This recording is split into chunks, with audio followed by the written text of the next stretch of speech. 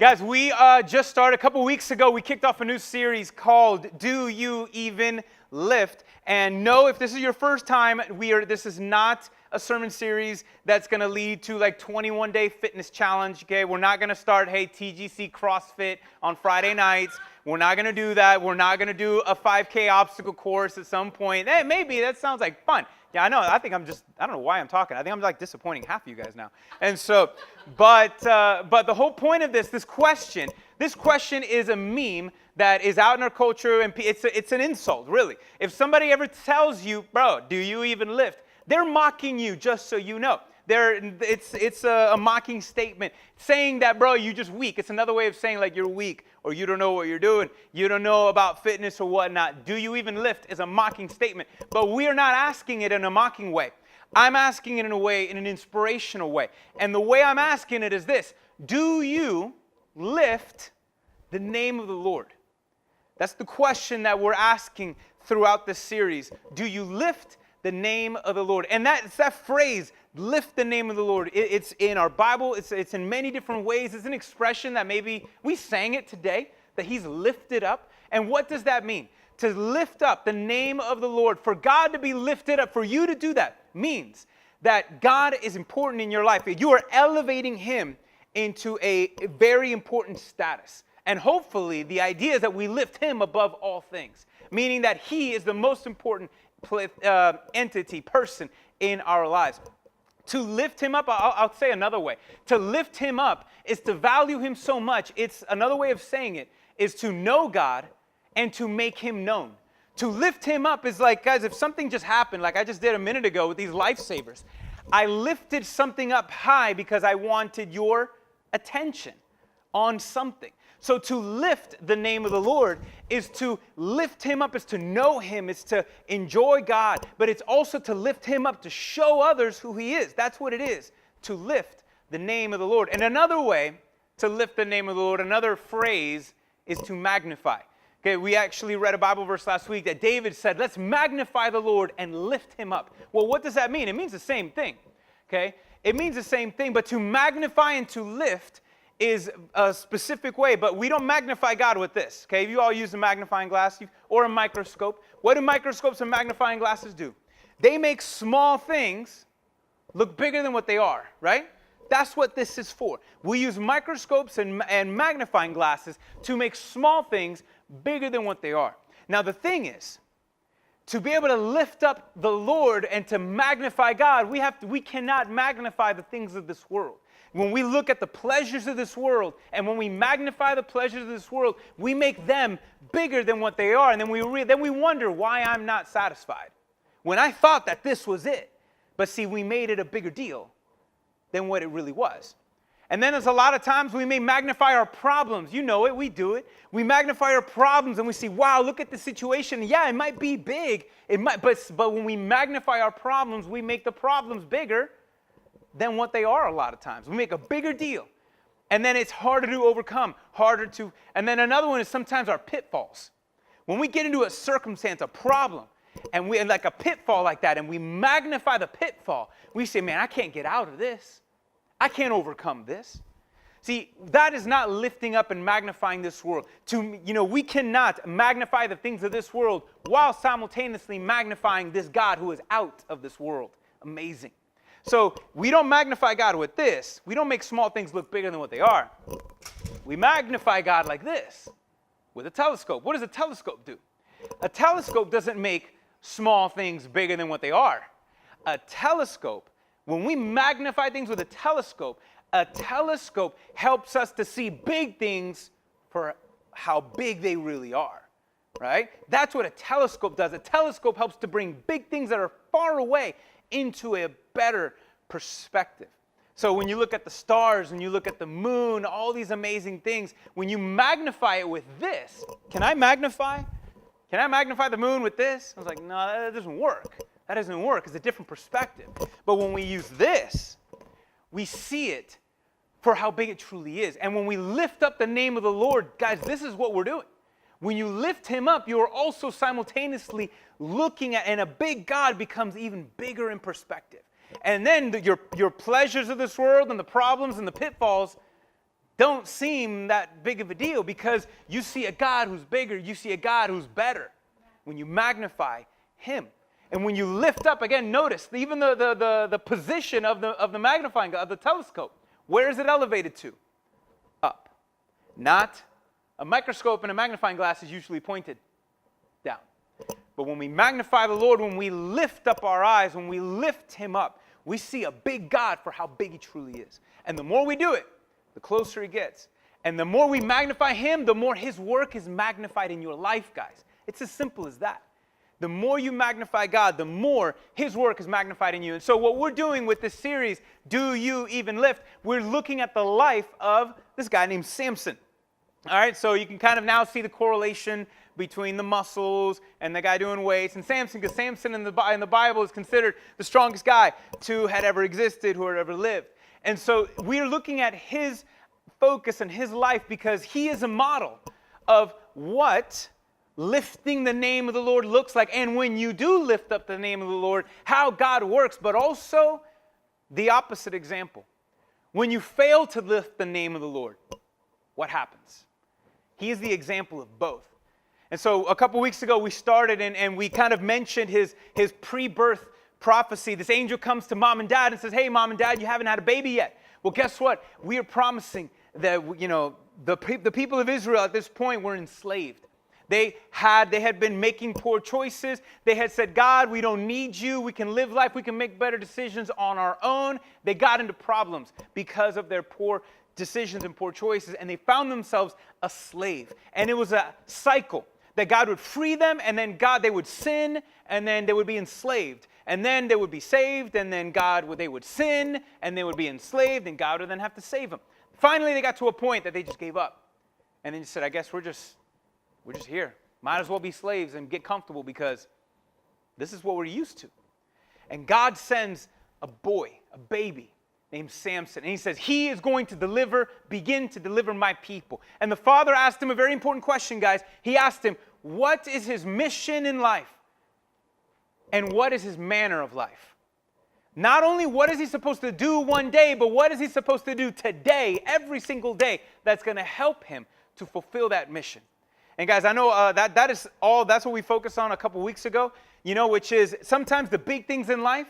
If you want to accomplish big things, you got to be able to do the small things each and every day, the small things, the work and the being persistent and faithful in the small. And so we're going to fast forward because now we know this is what he was supposed to do. He was supposed to deliver Israel. He was supposed to be their champion and their hero, right? And he was supposed to, as a manner of life, he was supposed to lift the name of the Lord. He was supposed to God had to be the most important thing in his life all the time. And if he did that, God would help him to free his people. So the story fast forwards. It goes from his proclamation of his birth. Now he's an adult and he's going to get married. And so it just fast forwards his whole teenage years and all these things, and now he's an adult. And we realize this one thing, that Samson has yet to engage the enemy called the Philistines. He has yet to provoke them. Because that's what he was called to do. His mission in life was to free his people from the Philistines. And instead, he found himself a cute little Philistine and wanted to marry one. And he did. And so here he is, and he marries someone. And one of the things that we know about Samson, guys, look, Samson was a passionate guy. Samson was super passionate. And you know what's something about passion? Passion can either develop or destroy your potential. I want you to think about that. Your passion can either develop your potential, but left unchecked, your passion can destroy your potential and keep you from fulfilling your destiny. Now, Samson was a passionate dude. And the one thing that what would happen is when he would trust in God and when he needed God to show up, God always showed up, but in one very unique, special way. He showed up with like superhero freakish strength. That was kind of how God showed up in his life. Literally, like he was like a regular guy. I mean, we don't know how he looked like. All in the movies, we see him as this Arnold Schwarzenegger, massive-looking dude. But the things that he was doing were beyond what a human being could do naturally, regardless of the muscle size. And everybody was confused. They would always say, what, why? And they couldn't understand how this man could do such crazy things. Well, it was because God was doing it through him. And so he was very passionate. So when his passion would go, when his passion would get together with his power, Man, things would pop off like a dynamite. So, for example, fast forward a couple things. A lion tries to kill Samson. He takes the lion and just snaps its own neck with his own bare hands and kills it. So another time, he gets married, like I told you, with this lady. But he loses a bet. He tried to do a little riddle, loses a bet. They cheated. So he got so upset because the wager was 30 outfits, 30 outfits. He didn't have it. So he goes up so upset that they cheated him on his bet. He goes out, kills 30 guys, and takes their stuff. Again, look, sometimes the Bible has some messed up things. Just because Samson did it doesn't mean that it's okay. I mean, the Bible has heroes, and it shows us their triumphs, and it shows us their flaws. It shows us the good and the bad for us to learn from. So anyways, he kills 30 guys. He takes 30 guys on, takes their clothes, and there it is, right? And he's so upset, and when he gets back, his wife, they gave her to somebody else. And now he's upset because they took his wife. They won't give his wife back. So he then he takes torches and ties them to the tails of foxes and lets these fire foxes literally just go into a field, into their enemy's field, and consumes. Again, because it's in the Bible doesn't mean you can take your dog or cats or squirrels, tie dynamites and fireworks to their tails and let them run in the street. Don't do that. Just because it's in the Bible doesn't mean it's legal, doesn't mean it's okay. That's just how he reacted. He was so furious, couldn't believe it, that he took that power that God had gave him and, I don't know how, I'm not excusing or saying it was a good thing, but he lashed out. He lashed out and tied these things. So many others. One time they had him trapped. And they thought, we're going to get this guy. And they had him pinned against the gates. And he turns around and takes, not just doors like I have here, these ancient city gates that were probably taller than this building. And my guy took him, ripped them off the hinges, put it on his back, and just walked off like a boss and just said, bro, you don't got me. That's it. No, you can't stop me. You can't stop me. So this guy, Samson, was a passionate individual. But unfortunately for Samson, his passion for the pleasures of this world actually caused the Spirit of God and the presence of God to leave him. And that's, again, when he began to magnify the things of this world, and when he was more passionate about the pleasures of this world than the presence of God, something happened. It's happened to me. It's probably happened to a lot of you. And the story of Samson slows down at this verse in Judges 16:4 when it says, sometime later, after all these things, and by the way, can I throw one other thing? He was actually captured by the Philistines. He surrendered politely and then snapped and popped off and took 1,000 of them out with a donkey's jawbone. So this guy, when power would show up, when his passion would show up, God would show up in power. But sometime after all these things, he fell in love. Say he fell in love. He fell in love with a woman in the valley of Zorek whose name was Delilah. This is in verse 4, and we're going to read this next part right there. He falls in love with this lady named Delilah. This, if you've seen some movies, you've maybe heard the stories. Delilah's not one of those top 5 girl names that usually people go to. If your name is Delilah, I'm sorry, that I didn't mean anything by it. But there's a reason why Delilah is not usually the top 2 choices, because Delilah has this stigma, towards her, of being a betrayer, of being a temptress, whatever the case may be. Because here's what happens. The Philistines could not figure out how to stop Samson. They couldn't figure out what the deal was. No matter what they did, no matter how many men they would send, Samson would always win. He would always defeat them. But the thing is that Samson, again, what was his mission in life? His mission was supposed to free the people from the Philistines. But he would just kind of toy with them or just kind of react towards that. He would not fully take on what he was called to do yet. And so here, the Philistines saw one area of weakness. And his weakness was women. All right?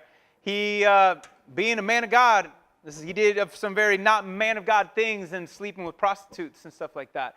And the enemy, not just the Philistine enemy, but the demons, they saw Samson, the strong man, had a weakness. This weakness was women, and they used it to their advantage. And so the Philistines would get together. The lords of the Philistines saw Delilah. He got a new girl. He has a new side chick. Let's talk to her real quick. And so they go and they talk to Delilah and say, hey, look, we'll pay you money. we want this guy dead. He has been a constant thorn in our sides. This is annoying. We just want him gone. And so they offered Delilah a lot of money, okay, probably the equivalent of almost $100,000 in today's money as a payoff for information on what is the source of Samson's strength and how can they cut the source, how can they cut him off from the source of his strength. And so what happened was she took the bribe. Turns out that Delilah loved money more than her honey because she loved Samson, and there was some interaction there, but she loved money more than her honey, and she said, all right, I'll do it. I'll do it. And so she goes and begins to ask Samson questions. Samson, just tell me, what's your secret, right? We're in a relationship, right? We shouldn't have any secrets between us. So what's your secret? And Samson would toy with her, and Samson would say, look, man, if you tied me up with ropes, I'm done. I'm just like any other person. If you tie me up with ropes.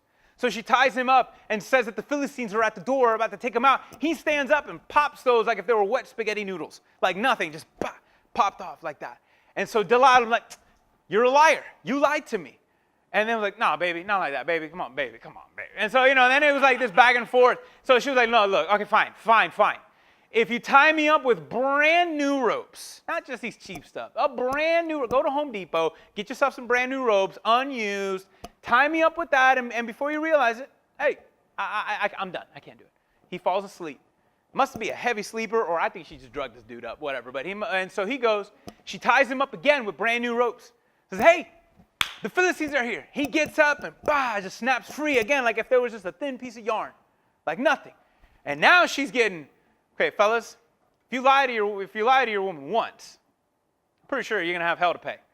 Lie to her twice for the same thing, I'm sorry for you. Okay, Samson goes and lies again the third time. It's like, fine. Okay, look, it's not ropes. Take my hair and weave my hair into like a weaver's beam, which none of us use, okay, but whatever. It's just a thing that they made clothes with back then. Take my hair like if it was yarn and weave it into this machine, and if my hair is caught in that, I'm just, I can't do anything. I can't do anything. She does it again. She says the Philistines are there. Guess what happens? What do you think happens? He's fine. He wakes up. He takes that off. All right, he's ready to throw down. All right, where are they? And now she had it. Now she's furious. In fact, here's where, let me make sure. Oh, in the verse right before verse 16, I'll read it here. She says, and she said to him, how can you say, I love you to me, when your heart is not with me? So she's like, if you're, I thought you loved me. Oh, have you ever heard anyone say that? I thought you loved me. I thought you loved me. How could you do that? I thought you loved me. How could you say that? That's in the Bible, okay? That's her, Delilah, saying, I thought you loved me. How could you lie to me? How could you do that to me? I thought you said you loved me. And a crazy question here. How can you say I love you when your heart is not with me? I mean, we can just stop there and just think about God. I think God a lot of times says, hey, how can you say you love me but your heart is far from me? That's a good question to stop on. We'll have to visit that one later. And so then it says, look, when she pressed him hard, she kept on nagging, questioning. She kept on pressing on with her words day after day, urging him, and his soul was vexed to death. You know what another way to say it? He was sick to death. He was like, all right, I'm done with your nagging, with your yammering. Fine. She outlasted him. He couldn't take it anymore. And after everything, he goes, look, and he told her his heart. He said to her, a razor has never come upon my head, for I have been a Nazirite to God from my mother's womb. If my head is shaved, then my strength will leave me, and I shall become weak like any other man. Guys, that phrase, a Nazirite to God. I want to just take a second, because a Nazirite to God was the key thing.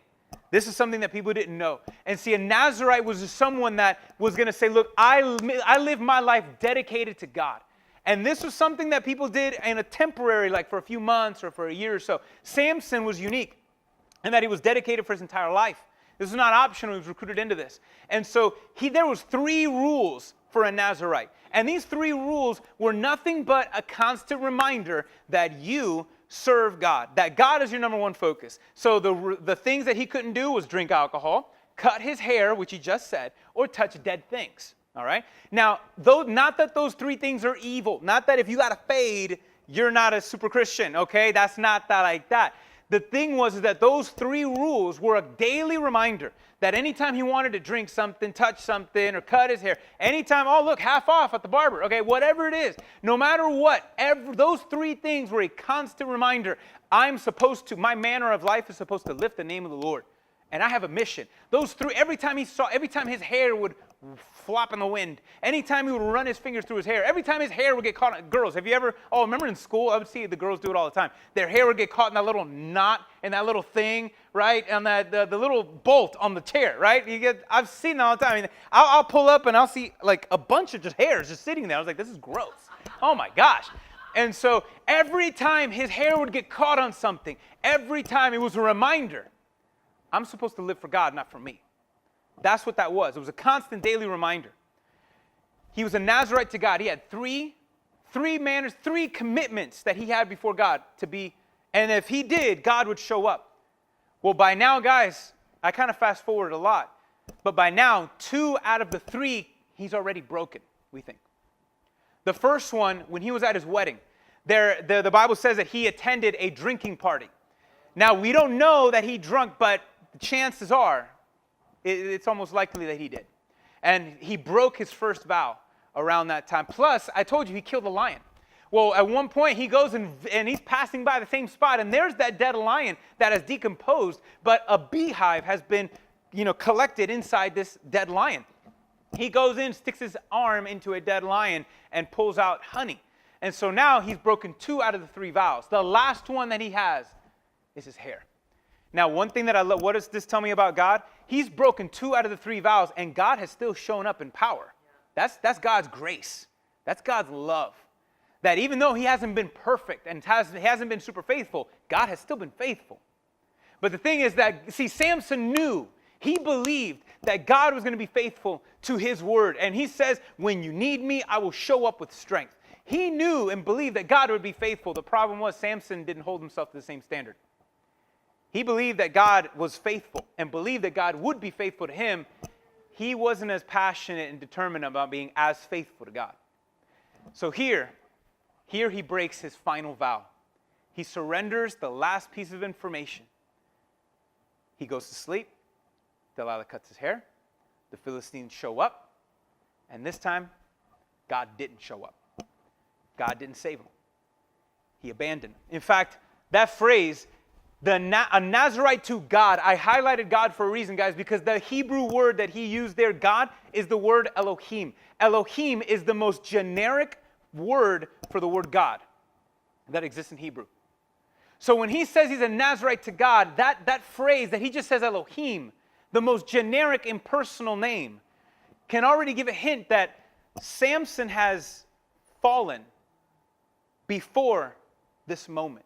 His faith might have been fading way before this moment with Delilah, that he was willing to surrender to make a woman happy instead of serving God and making him happy. J.C. Ryle's guys said this one quote that shook me, and this is so true because I'm an example of this. Men fall in private long before they fall in public. Men fall in private long before they fall in public. That's what we see happen to Samson here. Okay, got in trouble. Probably because he had been making those decisions and those compromises little by little. Because of his passion for this woman, he now is a prisoner. The Philistines took him, made him a prisoner, gouged out his eyes, popped his eyes right out of his head, and imprisoned him. And we're going to pick up this story in Samson in jail in a couple of weeks. But again, it was amazing how, his passion, misplaced passion, led him to be a prisoner. And guys, I believe that Samson was blind. He was walking blind long before the Philistines took his eyes. Because that's what sin does. That's when the little compromises do. When we magnify the wrong things of this world, when we magnify the things of this world instead of the God of this world, we walk around blind, unable to truly see and to process. And we don't realize it until it's too late. You won't realize it until it's too late, like I did Samson. He had been blinded way way before his eyes were gouged out. And so here's this one bottom line I want you to, we're going to stop and look at. We're going to pick up Samson's story later. But one of the things, guys, is this, is that your weakness is found in relying in your own strength. Like, this is something that I want you to understand. Your true weakness is found when you rely in your own strength. When you think that you can do things on your own without God. Okay? When you think I want you to understand, this is something that some of you might understand, and some of you, it might not hit you until you're like Samson, and it's a little too late.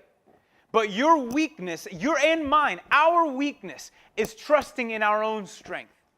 See, you and I, guys, we're not strong enough to overcome sin. We're not strong enough to overcome temptation. We're not strong enough to overcome pride. We're not strong enough to overcome selfishness. None of these things on our own. We sang in a minute ago that we need God. We need God. God abandoned Samson because in reality, Samson abandoned God first.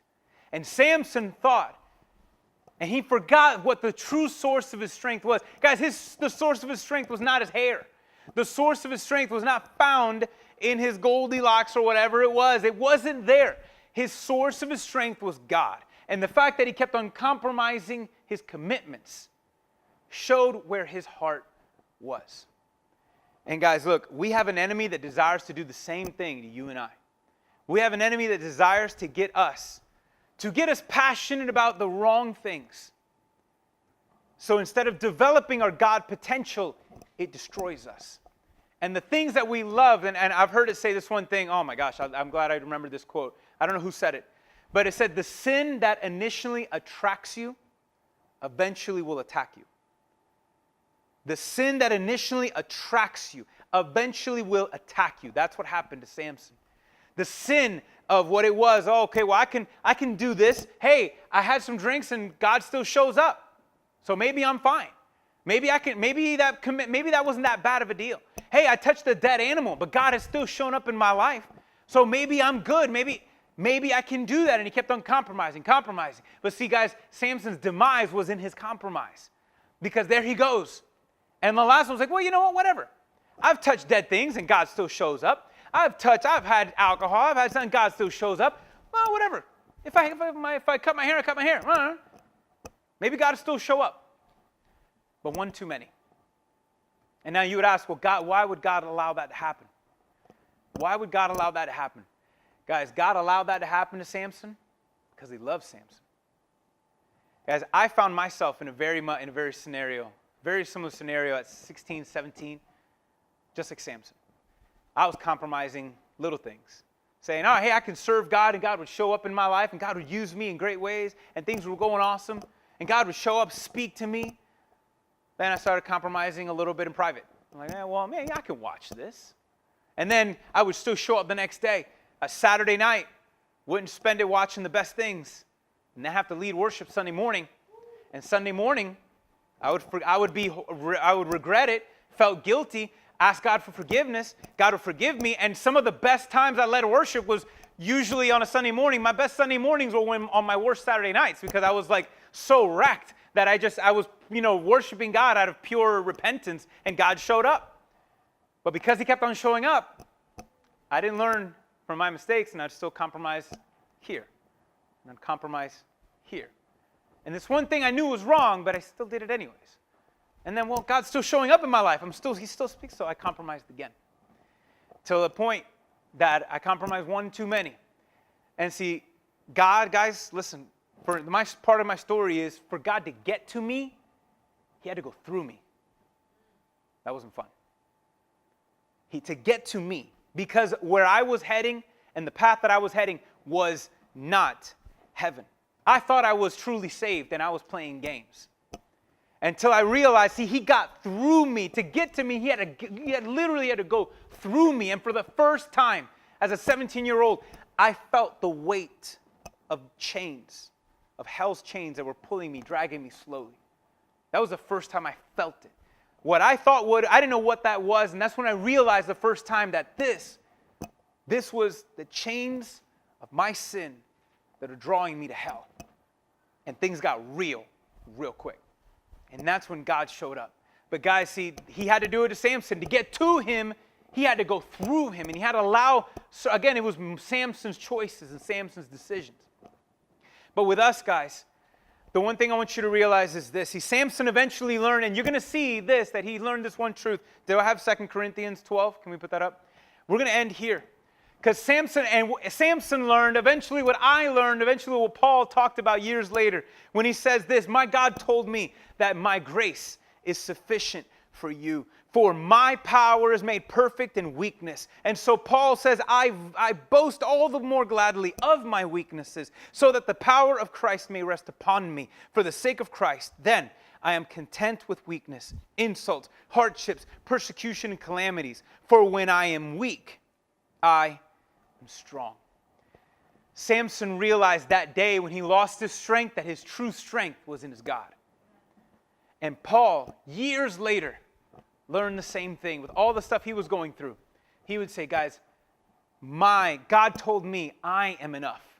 I said a minute ago, our weakness is when we trust in our own strength. But see, our true strength is found when we're able to recognize our weaknesses before God. Because when you realize that you have a limit, when you realize that there is so much brain power that you have to process information, when you realize that you have a limit of being able to figure out a problem, when you realize that there is an addiction that you can't kick, no matter how much you're praying, whatever reason, there's still just something that is left unchecked and you can't overcome. When you realize that, when you understand how weak you truly are, that's when you're going to begin to experience the strength that God has. When you realize that you are not enough, and you realize and recognize that God is, the power of God, the perfect power of God, can now work in your imperfections. The perfect power of God can work in your imperfections if you're willing to lift him up. If you're willing to recognize, lift up your faults, lift up your mistakes, lift up your need for God, and recognize, God, I am not God. You are. And I need you. Some of you are in an okay place. Some of you, life's going pretty good. And I want you to know that don't get cocky and don't begin to compromise, because it's easy to compromise when things are going good. Recognize that all the good is from God, and that he alone can help you to process and make decisions. For some of you, maybe you were like me, and you're catching yourself making little compromises here and there. Maybe you're spending less time reading God's word. You're spending less time praying. You're spending less time talking to God, less time talking about God. He's just kind of fading into the background. You still get the feels when you go to worship on Sunday, when you're hearing a word, but then fades away by the time you walk away. And if that's you, God wants to get to you still. God showed up in Samson's life, even though throughout his compromises. But don't press it, guys. God loves you. Recognize, if you can turn from your mistakes and give it to God and recognize that it is through him, that he knows that you're not perfect. He knows that you're not perfect. That's the point. He says, my power is made perfect in your weakness. My power is made perfect in your imperfections. Don't hide your imperfections. When we lift up God, it's like lifting up a light. You're going to recognize your faults, and God does not look to those and then say, hey, what's that? He will if you hold on to that, but give it to him. And guys, if there's some, and if you're facing, maybe it's a temptation that you can't overcome. Maybe it's just a circumstance that you just can't, a cycle you can't break. Or you're in a spot right now that you just can't anymore. Like, I can't with people. I can't with this. I can't with my boss. I can't with my husband. I can't with my kids. Well, you're in a good spot. Because when you finally get to a point when you realize that you can't, if you lift God up, you will realize that he can. Because his perfect power desires, and he desires to express that perfect power in your imperfections. But the question is, do you lift the name of the Lord? If not, you can do that right now.